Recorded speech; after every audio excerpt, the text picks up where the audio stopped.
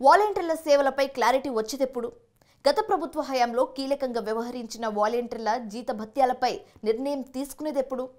ఎన్నికల విధులకు దూరంగా ఉన్న వాలంటీర్లకు ఏప్రిల్ వరకు జీతాలు అందిన 2 నెలల నుంచి వాళ్ళు ఎదురుచూస్తూనే ఉన్నారు.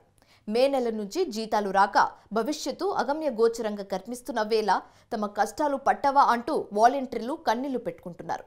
ఇంతకీ వాలంటీర్ల వ్యధకు ముగింపు ఎప్పుడు? చూద్దాం.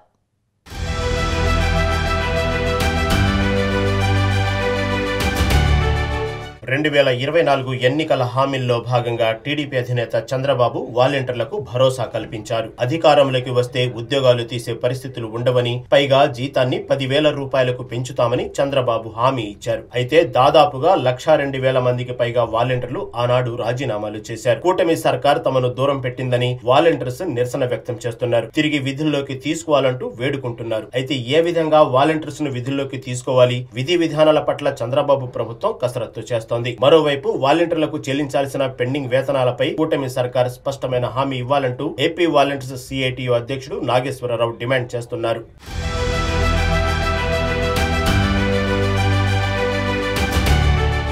వైసీపీ ప్రభుత్వంలో విధుల్లో ఉన్నప్పుడు అధికార ప్రతిపక్షం నుంచి వాలంటీర్లు చాలా ఇబ్బందులు ఎదుర్కొన్నారు. ఈ వాలంటీర్స్ లో 10th నుంచి పీజీ చదువుకున్న వారు ఉన్నారు. సొంత గ్రామాల్లోనే పని చేసుకోవచ్చనే భావనతో కొందరు వాలంటీర్లు ఆనాడు ఉద్యోగంలో చేరారు. 2024 ఎన్నికల సమయంలో వైసీపీ నేతల ఒత్తిడితోనే 90% మంది వాలంటీర్లు రాజీనామా చేశారు. కూటమి సర్కార్ వచ్చాక వారికి రాజకీయాలు అంటగడుతున్నారని, తిరిగి ఉద్యోగంలో చేర్చుకోవాలని ఏపీ వాలంటీర్స్ సిఐటియు అధ్యక్షుడు నాగేశ్వరరావు డిమాండ్ చేస్తున్నారు. వైసీపీ ప్రభుత్వమే వాలంటీర్స్ వ్యవస్థను తీసుకొచ్చిందని, వారికి 5,000 జీతం ఇచ్చి అన్ని పనులు చేయించారన్నారు. ప్రస్తుతం కనీస వేతనం కూడా ఇవ్వకుండా వాలంటీర్స్ ను ఇబ్బందులకు గురి చేస్తున్నారని ఆగ్రహం వ్యక్తం చేశారు. ఏ రాజకీయ పార్టీ అధికారంలో ఉన్నా వాలంటీర్స్ తో సక్రమంగా పని చేయించుకోవాలని, జీతభత్యాలు ఇవ్వకుండా వేధించడం భావ్యం కాదని నాగేశ్వరరావు అన్నారు. తిరిగి వాలంటీర్లను విధుల్లోకి తీసుకుని చంద్రబాబు ఇచ్చిన హామీ మేరకు జీతాలు పెంచాలని నాగేశ్వరరావు డిమాండ్ చేశారు.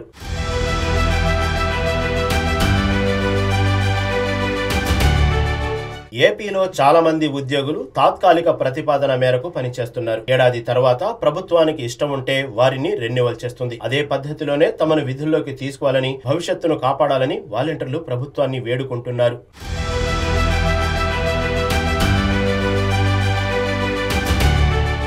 ఇవి వాటి ఇంట్రెస్టింగ్ ఇన్సైట్ స్టోరీస్. మరో ఎపిసోడ్తో మళ్ళీ కలుద్దాం. అప్పటి వరకు చూస్తూనే ఉండండి స్వతంత్ర టీవీ.